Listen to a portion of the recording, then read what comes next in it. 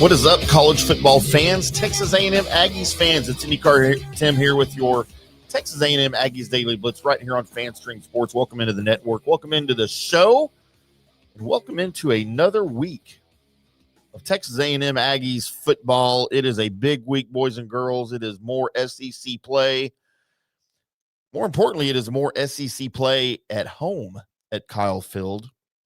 This time against those Gators in Florida who just took down the Longhorns.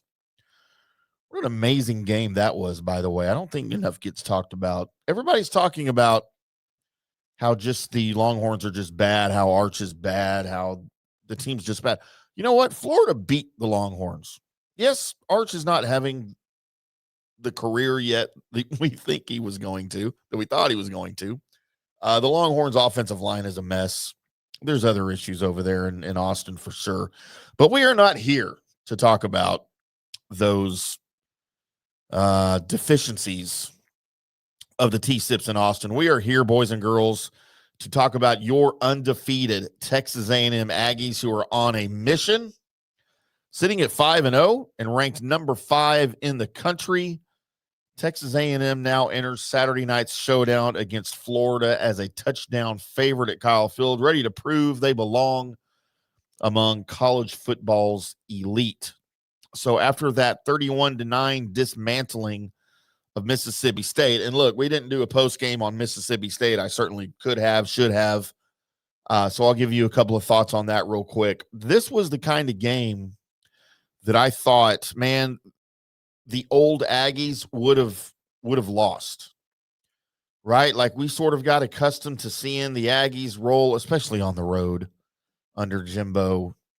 We saw the Aggies roll into road games, SEC or otherwise, but especially in the SEC where they would just lose to teams that they were better than, clearly better than.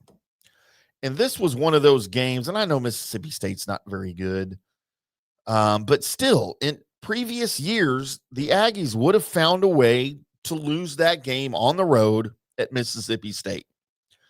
And it was especially in the close game, as close as that game was early on. It seems like there would have been a way for Jimbo Fisher's Aggies and previous tenures as well to lose that game. And, man, they just did not let it happen. As a matter of fact, they got better as the game went on. You put it on a clinic in the second half, and you walk away with what looks like a blowout in a game that was close at points. Marcel Reed and the offense have completely found their rhythm. The defense has found its rhythm. And to me, the defense has been one of the biggest improvements from last season, and it should have been. Reed, though, has thrown for 1,256 yards, 11 touchdowns. He's showing poise in the pocket, great decision-making, well beyond his years of experience. And then the Aggies' rushing attack, Le'Veon Moss, pounding defenses for almost 200 yards a game. It's incredible. But this is not your old inconsistent Texas A&M Aggies offense, as we discussed. They're averaging almost 35 points a game. They're ranked 22nd nationally in total yardage. They have had some third down hiccups. And, you know, on drives where you start poorly, or the Aggies have started poorly with a second and long, if you screw up something on first down, they have not been terribly successful.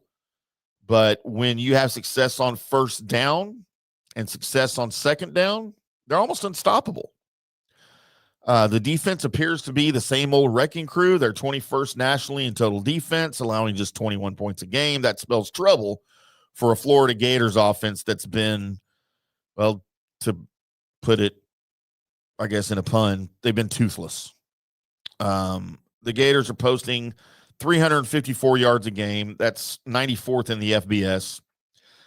Their quarterback, DJ Lagway, has 7 picks. That is an open invitation to Texas A&M secondary to have a feast under the lights on Saturday. Florida's saving grace this year has been its defense. It's a top 25 defense. It gives up 17 points a game. But that stingy stat has not been enough to offset a sputtering offense, especially against teams with A&M's physicality and speed for sure. One hidden edge for the Aggies, though, red zone execution. Both teams rank in the top 25 in the red zone. A&M's got playmakers, though, to finish drives. Florida does not. Mario Craver, 557 yards and 4 touchdowns on the year. Ruben Owens has been dynamic on the ground. The lone blemish for the Aggies, I think, this year, and an area of concern, certainly that Mike Elko has addressed recently in the past couple of weeks with their, quote, coaches Cabo fund, end quote, are penalties.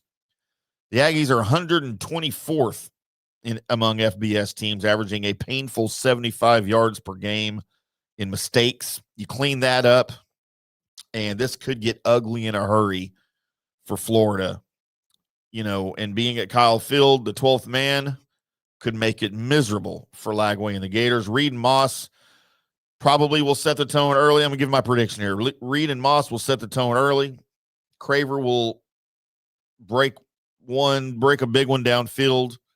The Aggies defense will remind the Gators and the SEC and the rest of college football why they're in the playoff hunt. And I think this one gets out of hand early at Kyle Field. My prediction, Texas A&M 34, the Florida Gators 17. The Aggies roll to 6-0. They keep their college football playoff dreams alive under the lights at Kyle Field.